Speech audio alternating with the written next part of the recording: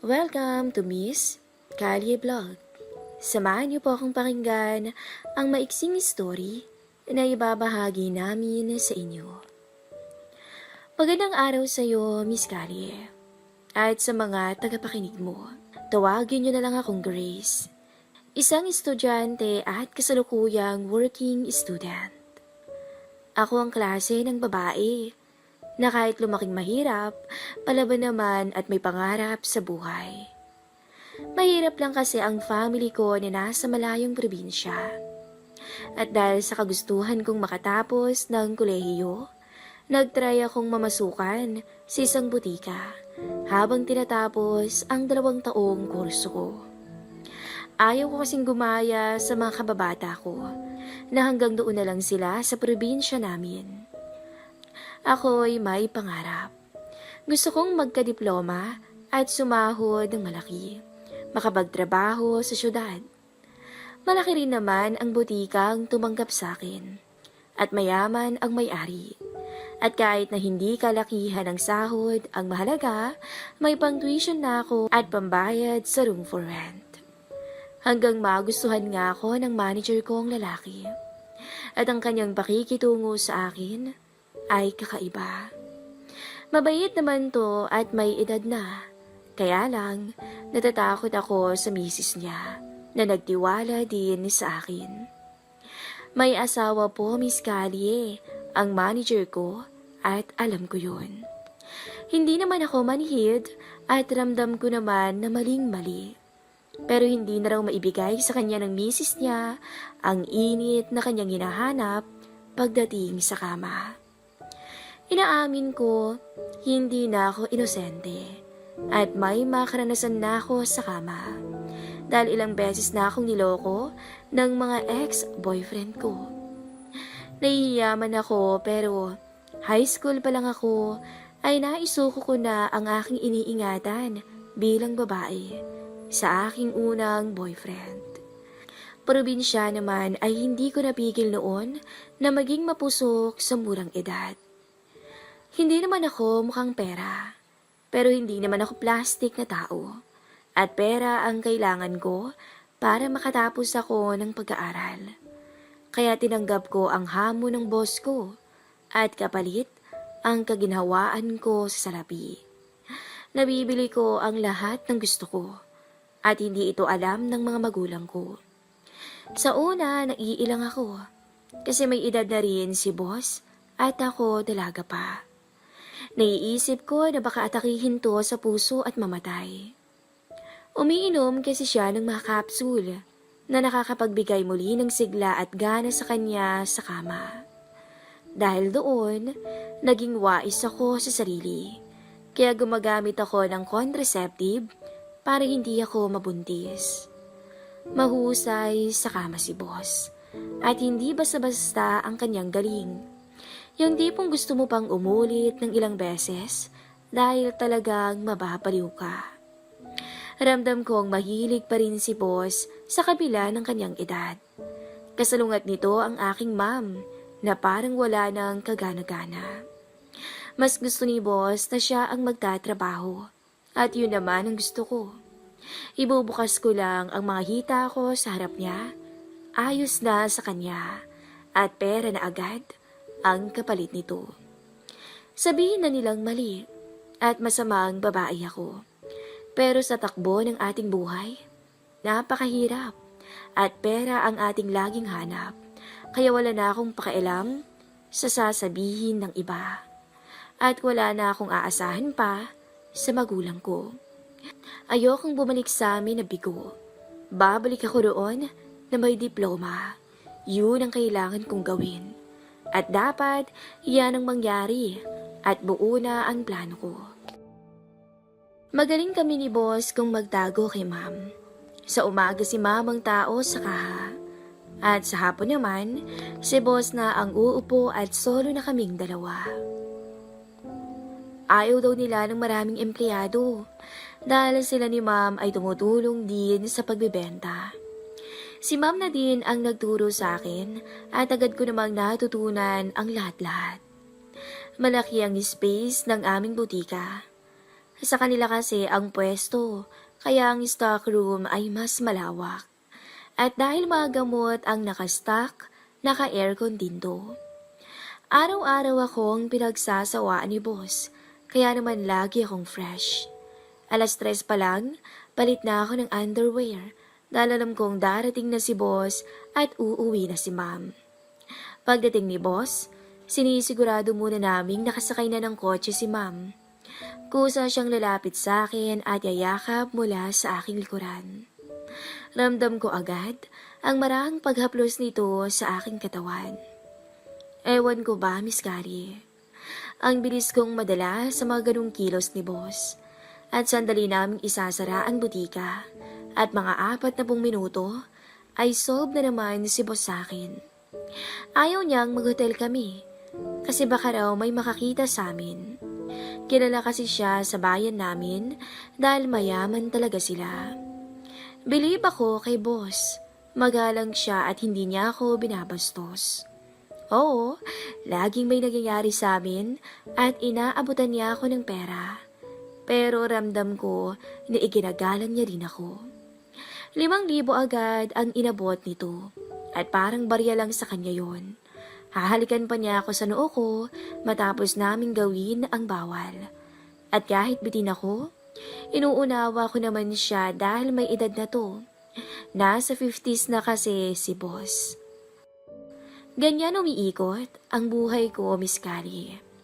At nakakapagpadala pa ako sa magulang ko, pambili ng bigas at pambili ng gamot ng itay ko. Siguro ay nagtataka sila at hindi na lang nagsasalita pa. Kasalanan sa Diyos, alam ko yan. At ang lihim ko ay sa akin lang yon. At ang lihim ko sa akin na lang yan.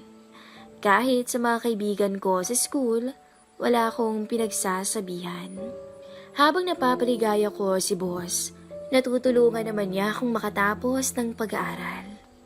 Minsan, hindi umalis si ma'am ng butika. Ewan kung bakit, pero wala naman siyang pinapakitang masama sa akin. At ramdam ko naman na hindi niya ako pinaghihinalaan. Mukhang ibang babae ang kanyang binabantayan. At sa palagay ko, sanay na siya kay boss. Bilang babae, hindi naman may iwasan na maghinala. Pero nakukonsensya man ako, pasensyahan na lang dahil kailangan ko si boss. Wala akong pakialam sa nararamdaman ko ng oras na yon. Nakakonsensya. Oo, aminado naman ako eh. Pero anong gagawin ko? Hindi naman kakasya ang sahod ko sa tuition ko monthly. At ang iba ko pang bayarin, saan naman ako kukuha? Napaka-impokrite ako naman kung hindi ako makakaramdam ng awa kay ma'am. Ang iniisip ko na lang ay pera. Pera lang at kaligayahan ang kinukuha ko, hindi ang asawa niya. May mga regalo na ring iniaabot si boss sa akin. Alahas, cellphone, at lalo naman akong nahulog sa kanya. Minsan nga sinasagot pa nito ng buo ang tuition ko, kaya ang pasasalamat ko sa kanya ay walang katapusan. Tumagal ng taon ang aming maling ginagawa, at inaamin ko na hindi ko na kayang wala si boss sa aking buhay. At si boss, alam kong hindi niya na rin kaya na wala ako. Pero kahit ganoon pa man, kailangan kong tapusin ang lahat sa amin dahil may asawa siya. Kaya nung halos 1 taon na lang at makakatapos na ako, kinausap ko si boss at sinabing pag nakagraduate na ako, tapos na kami. Hindi siya sumagot sa akin at marahil alam niyang dadating kami sa ganung punto. At muli niyang pinakita sa akin na iginagalang niya ako.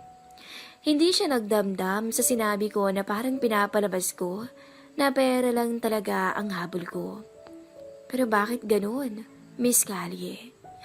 Lalo pang pinagbuti ni boss sa tuwing may nangyayari sa amin sa butika. Lalo akong nababaliw. Hindi na ako makawala sa kanya. At hinahanap ko lalo ang kanyang husay pagdating sa kama. Pag nasara na kami ng butika, natatagalan pa lalo kami sa stockroom. Habang halos mamuti ang aking mga mata sa kanyang pagpapakasasa. Sabay tanong pa nito sa akin. Ano Grace? Aalis ka pa ba sa butika ko? Halos mautal-utal naman ako sa pagsagot. Hindi po boss. Paano nga ba ako makakaalis sa maling gawain na to? Minsan natutulala na ako at napapakilig pag naaalala ko ang pag-alipin ni boss sa aking pagkababae.